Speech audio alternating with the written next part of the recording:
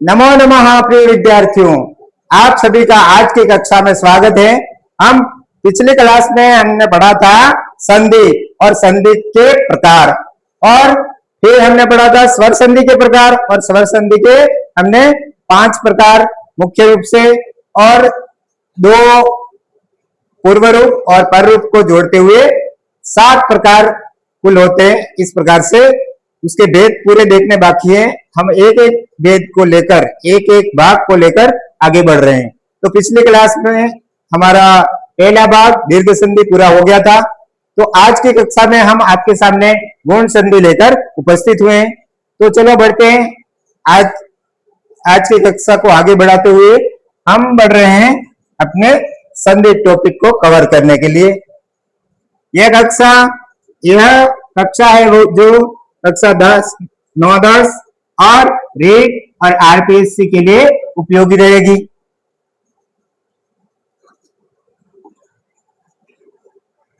आज की संधि गौण संधि, ठीक है। गौण संधि है वो स्वर का भाग है। कौन संधि का भाग है? स्वर संधि का भाग है। गौण संधि स्वर संधि का भाग है। स्वर का पहला भाग था दीर्घ, और इसका सूत्र था अकः सवर्णे दीर्घ। सवर्णे दीर्घ, इस सूत्र को हमने पढ़ लिया है। अकः सवर्णे दीर्घ।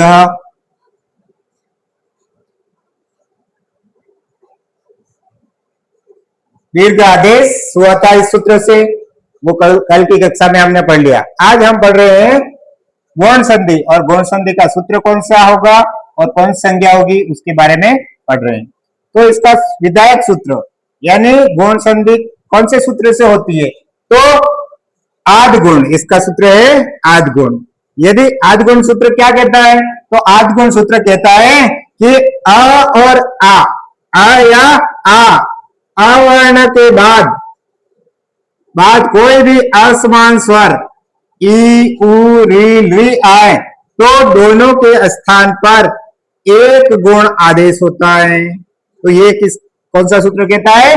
आद्गुण सूत्र। क्या कहता है कि अवर्ण में आ भी शामिल है बच्चों। तो अ या आ, ये दोनों अवर्ण में आएंगे। अ और आ समान थे इसलिए स जाती है, इसलिए तो आ के बाद में कोई असमान स्वर क्या ई और ई या उ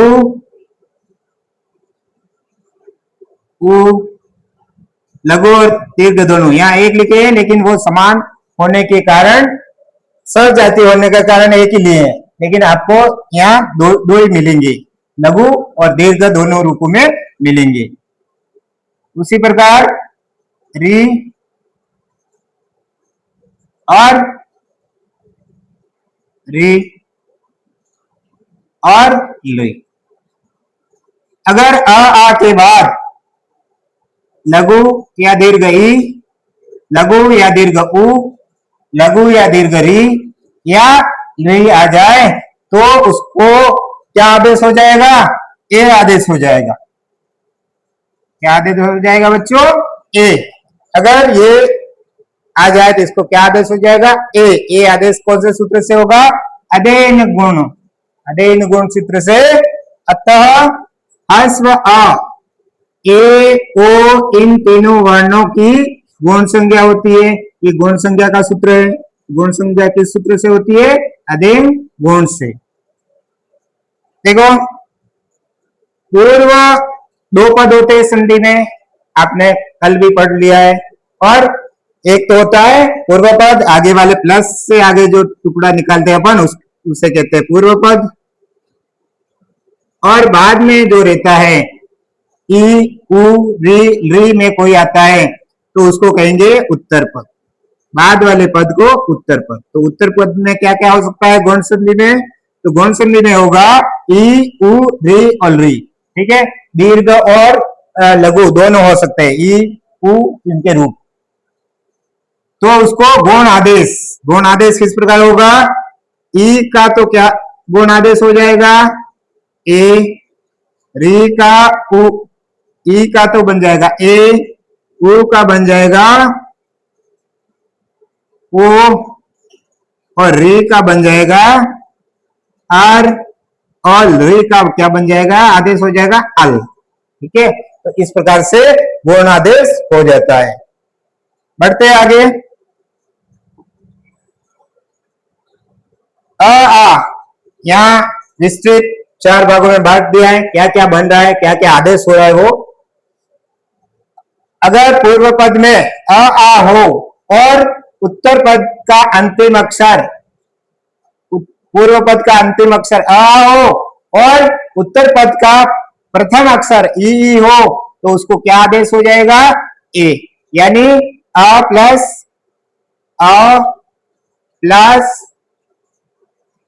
ई बराबर क्या होता है? ए। या फिर आ प्लस ई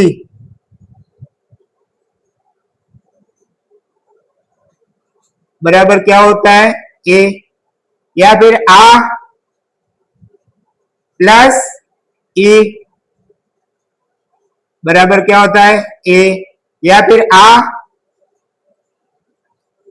प्लस ई बराबर क्या होता है? ए।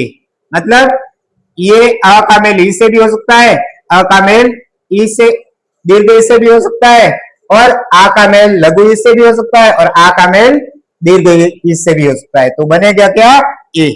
ठीक है, इस प्रकार से ये इसका विस्तारित रूप, यानी इसको खोल के और बता दिया मैंने, तो इस प्रकार से बनेगा। तो अब देखते हैं, हम एक उदाहरण देख लेते हैं इसका। अ वर्ण के पश्चात ई आने पर दोनों वर्ण मिलकर क्या बन जाएंगे? ए। जिससे देखो यहाँ उदाहरण ले लिया एक देव प्लस इंद्र, तो यहाँ पे व है, व में से हम क्या निकालेंगे?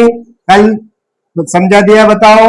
अ, कोई मात्रा नहीं दिखती है तो उस वर्ण से क्या निकलेगा? अ।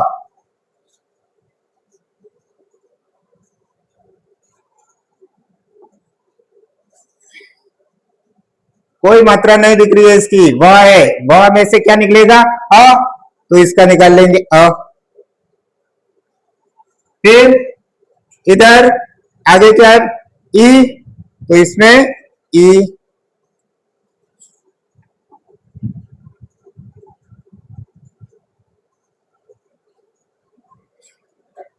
बराबर क्या बनेगा? ए। तो क्या अ और ई, वह में से अ निकाला, इधर से ई, यानी पूर्व पद का अंतिम अक्षर क्या है? अ, क्योंकि देव का वर्ण विच्छेद करते हैं तो क्या बनता है? द प्लस ए प्लस ब, और व में क्या मिला हुआ है? अ। तो इस प्रकार से वर्ण विच्छेद करने पर, जैसे आप, हमें इसकी आवश्यकता वर्ण विच्छेद करने की नहीं है, लेकिन जो अंतिम अक्षर है उसका वर्ण विच्छेद करना है, उसमें कौन सा स्वर मिला हुआ है वह निकालना है। तो इसमें व में से निकला अ, तो हमने अ ले लिया, और इधर उत्तर पद का प्रथम अक्षर क्या? ई, तो इन दोनों को का मेल होने से जो विकार उत्पन्न होकर नया वर्ण बना वो क्या बना? ए। तो आपको इतना ध्यान रखना है, अ और ए मिलके क्या बनता है? ए। तो इस प्रकार से ए बना। अब ए बना तो इसका इधर आ निकाल लिया, तो बचा क्या? दे व हलंत। इधर ई ले लिया अपन ने, रहा क्या? ना द्र, और इधर आ, और इधर से इसका ई। देखो ये देव में पूर्व पद का अंतिम अक्षर क्या है? अ, और उत्तर पद का प्रथम अक्षर ई, इन दोनों का मेल हुआ तो नया वर्ण क्या बना? नया वर्ण क्या बनेगा? ए। तो इस प्रकार ए बना। अब हमारे पास क्या है? देव, इसको ऐसे ही लिख देंगे इधर हलंत में, क्योंकि अधूरा वर्ण है क्योंकि इसमें से स्वर हमने निकाल दिया और इससे ए बन गया। अब इसे आगे बढ़ाते हैं तो न और द ये लिख दिया। अब इसके साथ क्या जोड़ना है ए, तो ए के व के साथ जोड़ देंगे तो वह पूरा हो जाएगा। तो इसका बना देव देव और एक इसमें जुड़ जाएगा तो देवे और ये न द्र इधर लगा देंगे न देवेंद्र। तो इस प्रकार क्या बना देवेंद्र शब्द बना। तो ये उदाहरण देखा हमने अ या आ लघु ए या दीर्घ ई से मेल होने पर क्या बनता है ए। ये पहला सूत्र आपको ध्यान रखना है। इसका पहला भाग पहला नियम सूत्र क्या कहे, सूत्र तो आदि गुण है लेकिन इसका जो नियम है नियम नंबर 1। आपको चारों नियम याद रखने हैं तो घोल संधि आपके कंप्लीट हो जाएगी। अंतिम में क्लास के अंतिम में मैं आपको इसका ट्रिक भी बताने वाला हूं शॉर्टकट, तो वो भी आप लगा सकते हैं। लेकिन आपको नियम याद रहेंगे तो कैसा भी उदाहरण आएगा तो आप उसको कर पाएंगे। बढ़ते हैं आगे हम। आ का मेल अगर उ या दीर्घ उ से हो तो ओ बनेगा। क्या बनेगा ओ। जिस प्रकार से आ का मेल लघु और दीर्घ ई से हुआ था तो ए बना था। अब यहाँ आ का मेल उ और दीर्घ उ से हो रहा है तो ओ बनेगा। ठीक है, ये नियम नंबर 2 नियम याद रखना है आपको। अब आवर्ण आवर्ण में अ और आ दोनों गिने जाते हैं। के पश्चात उ या लघु उ या दीर्घ उ आने पर दोनों का मिलकर क्या हो जाता है ओ। मतलब आ और उ मिलेंगे तो क्या बन जाएगा ओ। ये नियम आपको जरूर ध्यान रखना है। अब जैसे यहाँ दे रखा है सूर्य उदय, सूर्य प्लस उदय, तो सूर्य में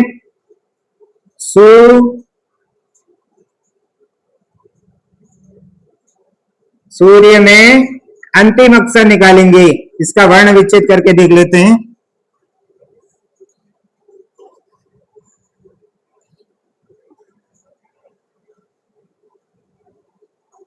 सु का वैसे अपन को आवश्यकता है नहीं वर्ण विच्छेद करने का। यह क्या करेंगे तो यह पे जो र है वो किसी भी मात्रा पर आधा वर्ण होता है तो वो ऊपर होता है। जैसे इसका मैं आपको एक ट्रिक बता दूं कि कोई भी लंगड़ा व्यक्ति होता है तो वो स्वस्थ होगा, उसके कंधे पर भी बैठ सकता है। इसी प्रकार वर्णों के भी यही कारण है कि अधूरा वर्ण लंगड़ा यानी अधूरा, तो जो अधूरा या लंगड़ा वर्ण होता है आधा वर्ण होता है वो पूरा वर्ण होता है उसके कंधे पर बैठता है। तो उसी प्रकार यहाँ जो र है वो यह के ऊपर क्यों बैठा, क्योंकि र है वो आधा है तो अधूरा होने के कारण ये इसके कंधे पर बैठा। तो हम इसका यह का वर्ण विच्छेद करेंगे तो र तो आधा है तो वो पहले आएगा। तो यहाँ र प्लस यह प्लस यह में से क्या निकलेगा अ, तो ये अ। इस प्रकार इसका मैंने वर्ण विच्छेद किया, क्या बना र प्लस यह प्लस अ। तो इतना आपको करने की आवश्यकता नहीं है, आपको केवल इसमें क्या निकल रहा है अंतिम वर्ण क्या है वो देखना है। तो अंतिम वर्ण आपने देख लिया क्या निकला अ। तो यह में से अंतिम वर्ण ले लेंगे अ और उत्तर पद का प्रथम वर्ण इधर क्या है उ और अ और उ का मेल होता है। आपने इधर सीख लिया है नियम में अ और उ का मेल होता है क्या बनता है ओ। इस प्रकार से इसका बन गया ओ, ओ बना। अब इधर आ हमने ले लिया तो बचा क्या सूर्य।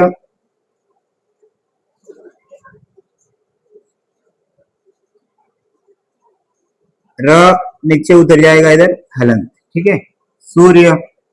अब इसको जोड़ेंगे, इधर क्या रहा उ इधर ले लिया आपने, इधर से आ ले लिया। अब इधर रहा दया, इधर रहा दया,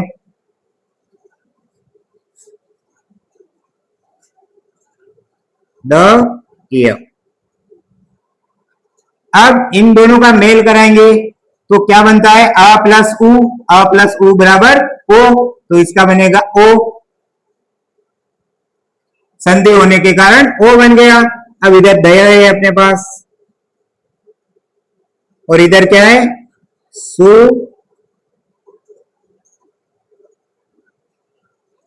र और य। अब देखोगे तो जो ओ है वो समीपवर्ती जो अधूरा अक्षर है उससे जुड़ जाएगा, तो जुड़ जाएगा क्या बन जाएगा, यो। तो इस प्रकार से बना, इसमें ओ जुड़ जाएगा, यो बन जाएगा। तो सु यो द और य, सूर्योदय। और जो अधूरा वर्ण है वो इसके ऊपर अगले के कंधे पे बैठ जाएगा। इस प्रकार बैठ क्या बना, सूर्योदय। अगला नियम देखते हैं, तीसरा नियम नंबर 3। तीसरा नियम कहता है कि आ के बाद, अ या आ के बाद अगर री या लघु या दीर्घ री आ जाए तो उसका क्या बन जाएगा, अर बन जाएगा। अवर्ण के पश्चात, अवर्ण मतलब आ के बाद री अथवा लघु या दीर्घ री आने पर गुण या पूर्ण रपर से अर आदेश होता है। ठीक है, एक गुण और पूर्ण रपर सूत्र से क्या आदेश होता है, अर। ठीक है, तो री का क्या बन जाए, आ का मेल री लघु या दीर्घ री से होने के कारण वो अर में बदल जाएगा। अब यहाँ है महर्षि, महर्षि में यहाँ क्या आया, आ प्लस री। अपन पढ़ चुके हैं ऊपर कि आ और री का मेल होने पर क्या बनेगा, अर। तो यहां पे बन गया अर। इधर क्या रहा, मह, मह, और इधर क्या रहा, सी, इधर रहा सी। अब इसको जोड़ेंगे, अब अर इसमें आ जो आ है वो इसमें जुड़ जाएगा, तो इसका क्या बनेगा, म ह, और ये आ है वो हा में जुड़ जाएगा, हा पूरा हो जाएगा, और र आधा है तो वो अगले अक्षर के कंधे पे बैठ जाएगा। तो इसका क्या बना, महर्षि। क्या बना, महर्षि। इस प्रकार से कौन क्या शब्द बना, महर्षि। आगे बढ़ते हैं नियम नंबर 4 की ओर। गुण संधि का चौथा नियम है, अ या आ के बाद री आ जाए तो उसका क्या बन जाएगा, अल। क्या बन जाएगा, अल। अवर्ण मतलब आ के पश्चात री आने पर तव लकार भी पदों से अल आदेश होता है। मतलब आ के बाद री आने पर उसका क्या आदेश होता है, अल आदेश होता है। अब देखो यहाँ क्या है, वह में से क्या निकलेगा, इधर उत्तर पद का प्रथम अक्षर क्या है, री। तो आ गए, आ के बाद री आ गया तो क्या बन जाएगा, अल बन जाएगा। तो इसका अल, अल बना। अब इधर पीछे क्या रहा अपने पास, कार, कारह। इधर तव, तव, और अल बना इधर, और इधर कारह। अब तब में वक्त हलंत है क्योंकि अ निकाल लिया था। अब ये आ इस व में मिल जाएगा, क्या बनेगा, वह पूरा हो जाएगा, तब। और फिर ल, ल इधर कोई वर्ण है नहीं, स्वर, तो स्वर नहीं है तो ल आधा ही रहेगा, तो इसका बना ल, और फिर कारह, कारह जोड़ देंगे, तवल्ल कारह। इस प्रकार हमने गुण संधि के नियम और उसके एक एक उदाहरण देखे। हम बढ़ते हैं आगे। उदाहरण ले लिए हमने नियम 1 की, हम नियम 1 आगे की स्लाइड में पढ़ के आए। अब आप मन में बोलते जाइए क्या आएगा उत्तर। यहां है उप, यहां देखो विद्यार्थियों, हम पढ़ रहे हैं नियम नंबर एक कौन सी संधि का? गौण संधि का। और गौण संधि का पहला नियम है अ या आ के बाद लघु या दीर्घ ए ई आ जाए तो उसका ए आदेश होता है। अ या आ के बाद लघु या दीर्घ ई आ जाए तो उसका ए आदेश होगा। ये हम आगे की स्लाइड में पढ़ के आए। अब यहां देखो प में क्या उप प्लस इंद्र दिया हुआ है पहला उदाहरण। तो इसमें प में क्या मिला हुआ है वो निकालेंगे। तो प में मिला है अ प्लस उत्तर पद का अंतिम अक्षर, उत्तर पद का प्रथम अक्षर। तो उत्तर पद का प्रथम अक्षर हो जाएगा ई। इधर हमने ले लिया पूर्व पद का अंतिम अक्षर, प में से अ ले लिया क्योंकि स्वर बाहर निकाला, प में से तो अ निकला। और उत्तर पद का जो प्रथम अक्षर है वो हमें मिला ई और बाद में बचा क्या? न द्र। और इधर उप। इस प्रकार से अ और ई मिलके क्या आदेश हो जाएगा? ए। तो यहाँ ए बन जाएगा और यहाँ प निकाल लिया तो इसका हलंत मतलब आधा अक्षर हो जाएगा वो। अब इधर इसको वापस जोड़ेंगे तो ये क्या बन जाएगा? उप में हलंत है उप प्लस अ क्योंकि ये हमें इसमें जोड़ना है और ये प्लस इंद्र।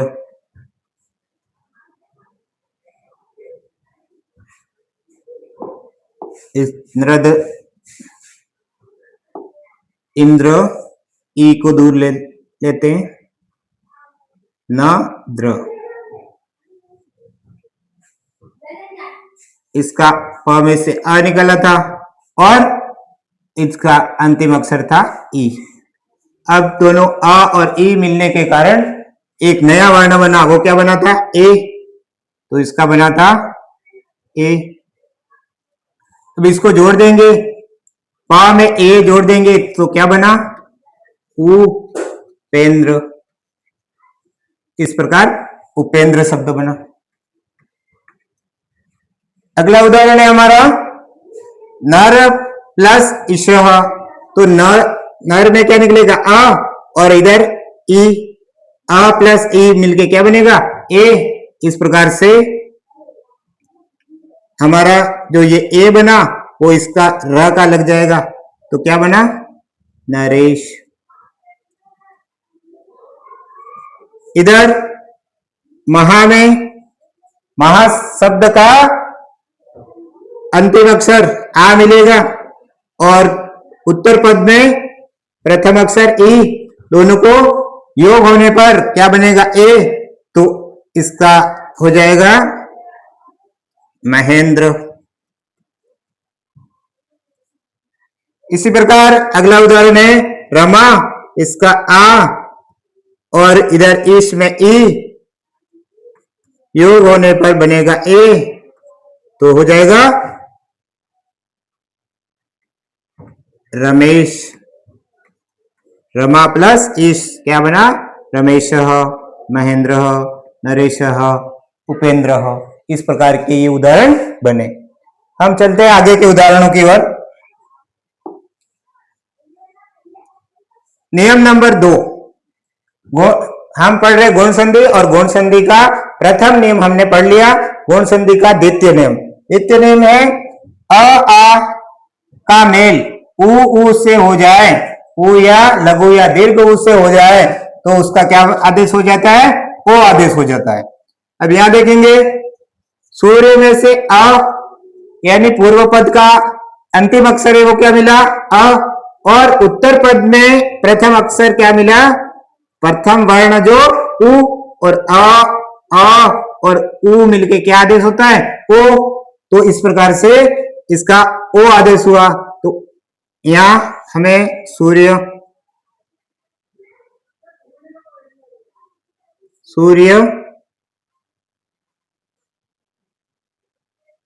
तो इसका हो जाएगा ओ जोड़ देंगे तो सूर्योदय। पर प्लस उपकार तो इधर अ और उ मिलके ओ आदेश होगा। तो इस प्रकार से इसका बनेगा ओ लगा देंगे इसका तो क्या बना? परोपकार। परोपकार। आगे महा प्लस उत्सव, तो इधर उत्तर पद पूर्व पद का अंतिम अक्षर आ निकलेगा और उत्तर पद का प्रथम अक्षर उ मिलके क्या बनेगा? ओ। तो इसका महोत्सव हो जाएगा। महोत्सव। जल प्लस उर्मी, जल पूर्व पद का अंतिम अक्षर अ और उत्तर पद का प्रथम अक्षर उ मिलके गुण आदेश होगा, तो क्या बन जाएगा? ओ। इस प्रकार से क्या बना? जलोर्मी।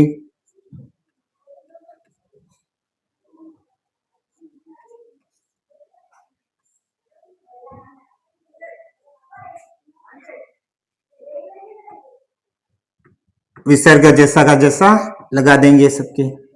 तो इस प्रकार से ये नियम नंबर 2 कौन संधि का? गौण का। चलते हैं आगे। नियम नंबर 3 गौण संधि का। नियम 3 क्या है? आ प्लस री लघु या दीर्घ री होने पर अर आदेश हो जाएगा। यहां देव वहां में से क्या निकलेगा? वहां में से निकलेगा आ और इधर री, आ प्लस री मिलके क्या बन जाएगा? अर। तो इसका बनेगा देव प्लस देव, इधर क्या बनेगा? अर। तो देव में अर जोड़ देंगे और इधर है ये, क्योंकि इसमें हमने आ निकाला था और इधर से लिया था री, तो आ और री मिलके क्या बना था? अर। तो अर यहां आ गया, इधर हलंत हो गया क्योंकि अ ले लिया था और इससे नया परिवर्तन होके विकार उत्पन्न होके जो शब्द बना है वो अर। तो हमें यहाँ अर जोड़ना है और पीछे इधर क्या बचा है? सी।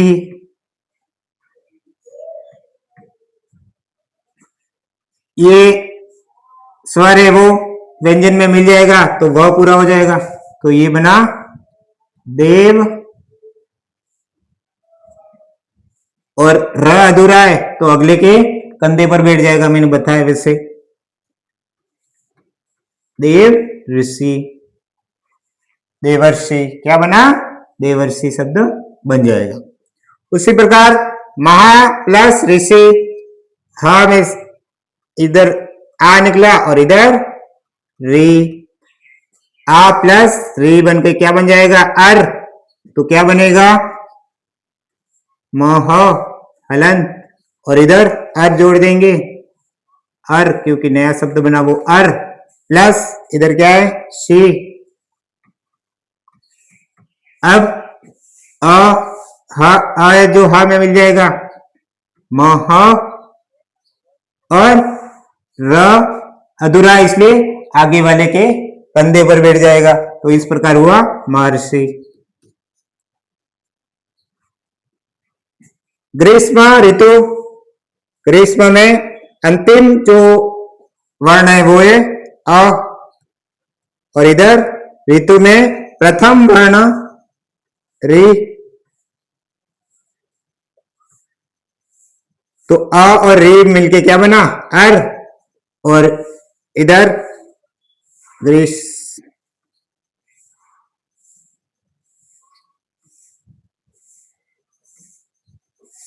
ग्रीष्म और इसमें जोड़ना है हमें अर, अर और इधर क्या है? तू। तो बनेगा क्या इसका रूप?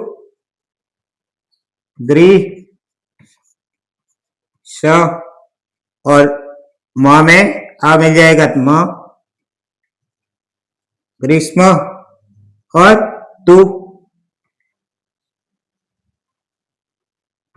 ये आधा वर्ण था र, वो अगले के कहां पर है? तू के पास में आध इधर निकल गया और ये अगले के कंधे पर बैठ जाएगा। तो ग्रीष्म ऋतु, ग्रीष्म ऋतु।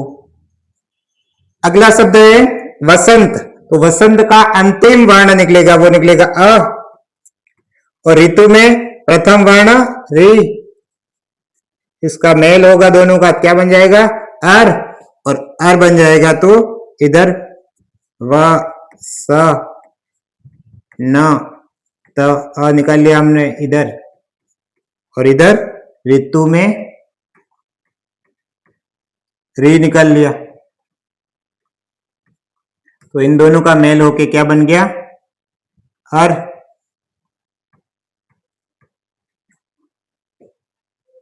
तो ये अ इस पे मिल जाएगा तो त पूरा हो जाएगा, तो बनेगा क्या?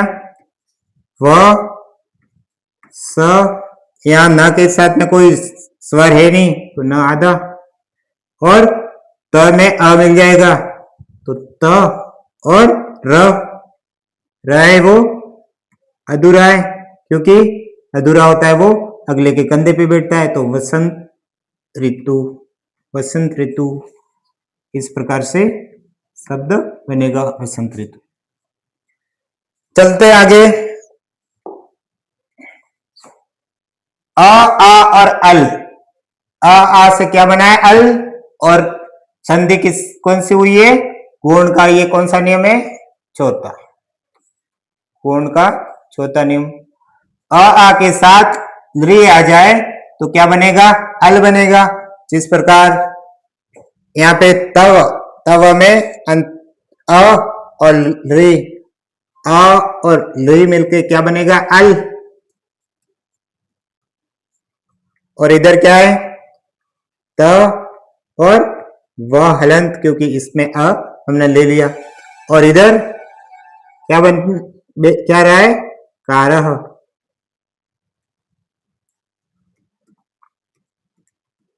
ये नया वर्ण बना अ और री मिलके, वो क्या बना? अल। अब अल को इसमें जोड़ देंगे तो तव अ जो व में मिल जाएगा, तो क्या बना? तव, और ल, व तो पूर्ण हो जाएगा लेकिन इधर कोई स्वर नहीं है तो ल आधा रहेगा, और कारह, तो ल कारह, इस प्रकार से बनेगा। म प्लस ऋकार, तो यहां भी म में से क्या निकलेगा? अ, और लरी में से लरी, इधर लरी, तो मिलके क्या बनेगा? अल, अल। अब ये म आ है जो म में मिल जाएगा तो म पूर्ण हो जाएगा ये अ मिलने के कारण, और इधर ल, इधर कोई स्वर है नहीं आगे तो ल, और फिर कारह, इसका इस प्रकार बना मामलकारह। परीक्षा विशेष तथ्य क्या क्या है? इस संधि में पढ़ा हमने। परीक्षा के विशेष तथ्य कौन कौन से? तो संस्कृत भाषा में लृ स्वर के प्रयोग बहुत सीमित है, यानी बहुत कम मात्रा में इसको काम में लिया जाता है। रीट और आरपीएससी की परीक्षाओं में विशेषतर ये जो उदाहरण है बहुत ही अधिक पूछे जाते हैं, बार बार रिपीट होते हैं। अल आदेश होने से ल हलंत रहता है, अतः पद में आधा ल दिखाई देता है, क्योंकि अल आदेश होता है और ल उसमें हलंत होता है अल में, तो ये इसलिए ये ल है वो आधा दिखाई देता है। तो बढ़ते हैं हम आगे। अब गुण संधि की ट्रिक, गुण संधि की ऐसी कौन सी ट्रिक है जिससे हम ये पता लगा सके कि इसमें गुण संधि है? तो सामान्य बात यही है बालकों कि जिसमें एक मात्रा दिखे सीधा वहां पर आपको गुण संधि कर देनी है। जैसे एक मात्रा शिरोरेखा, एक मात्रा भी कैसी? शिरोरेखा वाली, मतलब जो इस प्रकार से दिखे किसी के भी ऊपर, तो कौन सी होगी गुण संधि? एक तो बनता है ए और एक बनता है ओ, में भी शिरोरेखा मिल जाएगी, ये मात्रा इसकी। अब खाली अर और अल में अलग है, इसमें रेप दिख जाएगा आपको आर में, तो इन दोनों की ट्रिक हो जाएगी, और अल वाला आपको याद रखना है। तो आपको सीधा याद रखना है कि एक, इसको सिंह से याद कर लो, एक सिंह वाली कौन सी संधि होती है? गुण संधि। इस प्रकार से ट्रिक लगा के आप निकाल सकोगे। तो ए एक मात्रा दिखी, मतलब वहां से आपको टुकड़ा करना पड़ेगा। जैसे गणेश आ गया तो यहाँ एक मात्रा है, तो ये ए है, वहां से टुकड़ा होगा तो ये हो जाएगा ग, और न हलंत हो जाएगा।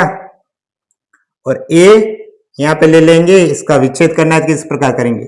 फिर ए ले लिया इधर। जब जब किसी वर्ण पे के साथ जुड़ जाता है तो उसकी मात्रा दिखती है, और जब निकाल लेते हैं तो ए की कोई मात्रा नहीं होती है, इस प्रकार से। और पीछे क्या रहा अपने पास, ए निकाल लिया तो शह। अब ए का टुकड़ा क्या होता है, तो हमने पढ़ा ए किससे बना था, आ ह या आ प्लस ई या ई। तो हम ये देखेंगे कि यहाँ अ लेंगे सही होगा या आ लेंगे सही होगा। तो गण सही होता है, गणा सही होता है, तो हम लिखेंगे गण सही होता है। तो गण प्लस इधर ईश, इधर स पहले से है तो ईश मतलब ईश्वर। तो ईश में छोटी या बड़ी, लघु या दीर्घ ही आएगी। तो आपको पता है, कल पढ़ चुके हैं कि ई बड़ी आती है ईश में। इस प्रकार से क्या बना, गण प्लस ईश। इसी प्रकार देवेश, तो इसका हो जाएगा देव प्लस देवेंद्र है, देव प्लस इंद्र। इसी प्रकार ओ में आपको सीधा कोई शब्द देके संधि पूछे तो आपको मैंने बता दिया है कि जो सिरो रेखा वाली मात्रा होती है, ऐसी मात्रा मिल जाए आपको तो सीधा उसमें कौन सी संधि हो जाएगी, गुण संधि। कौन सी संधि हो जाएगी, गुण संधि। ओ में भी ओ की मात्रा दिखेगी सिरो रेखा वाली। इसका जैसे सूर्योदय आ गया, इसका आपको विच्छेद करना है, तो यहां से ओ को निकाल दोगे। और ओ कब बनता था कि आ के बाद, आ या आ के बाद ऊ या ऊ आ जाए तो क्या बनेगा, ओ। तो ओ का टुकड़ा करेंगे तो यहां आगे क्या लेंगे, सूर्य सही होता है, सूर्या सही होता है, तो हम लिखेंगे सूर्य। और पीछे उदय, या उदय में ओ छोटा या बड़ा, तो आप छोटा ऊ आता है, उदय। सूर्य प्लस उदय, इस प्रकार से क्या बना, सूर्योदय। इसका निकालेंगे तो इसी प्रकार हो जाएगा, पर प्लस उपकार। इसी प्रकार इसमें निकालेंगे तो देव प्लस ऋषि, देवर्षि। इसमें निकालेंगे तो महा सही होता है, महा, क्योंकि आगे और या आ के बाद क्या होता है, री या री। तो यहां पे देव प्लस ऋषि, देव प्लस ऋषि, महा, इसका हो जाएगा महा प्लस ऋषि, महर्षि, देव ऋषि। तो संधि से विच्छेद और संधि और विच्छेद दोनों इस गुण संधि का हमारा विषय चल रहा है। बढ़ते हैं आगे। अभ्यास कार्य, ये आपके लिए अभ्यास कार्य, जिससे परीक्षा में, प्रतियोगी परीक्षा में सीधा सूत्र से पूछते हैं। तो जहां भी ऐसा दे दिया वो वाले एक मात्रा वाला, तो उसमें आपको मैंने बता दिया एक मात्रा से सीधी आपको आध गुण सूत्र से कौन संधि हो जाएगी, गुण संधि। आध गुण सूत्र से कौन संधि हो जाएगी, गुण संधि। इसका महा प्लस उत्सव, आ प्लस उ बराबर ओ। इसी प्रकार महर्षि अभी देख लिया था हमने, महा प्लस ऋषि, आ प्लस री बराबर हर, और ये भी आध गुण से गुण संधि। गंगोर्मी, गंगा प्लस उर्मी, आ प्लस उ का योग से ओ आदेश हुआ आध गुण से, और इसमें कौन संधि हो जाएगी, गुण संधि। तवल्लकार, तव प्लस लुईकार अ प्लस लुई से अल बना, और इसमें भी आद गुण से कौन सी संधि हो जाएगी? गुण संधि। तो इस प्रकार से हमने आज के विषय में संधि जो टॉपिक है वो पूरा किया। तो विद्यार्थियों, हमारी जो अगली क्लास आएगी, अगली कक्षा में हम कौन सी संधि पढ़ेंगे? वृद्धि संधि। कौन सी पढ़ेंगे? वृद्धि संधि। और वृद्धि संधि का सूत्र क्या है? वृद्धिवेक्षी।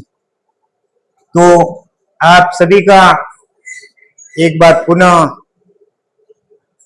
सुरेश खराड़ी ई कक्षा में जुड़ने के लिए धन्यवाद, और इससे ही अपनी तैयारी को निरंतर रखिए। और यदि आपने सुरेश खराड़ी ई कक्षा चैनल को सब्सक्राइब नहीं किया है तो सब्सक्राइब करें, और बेल आइकन अवश्य दबाएं ताकि आने वाली कक्षा की सूचना आपको जल्दी से जल्दी मिले। और अधिक से अधिक मित्र को शेयर करें ताकि आपके जैसे अन्य मित्र भी कक्षा का लाभ ले सके। धन्यवाद, पुनः मिला।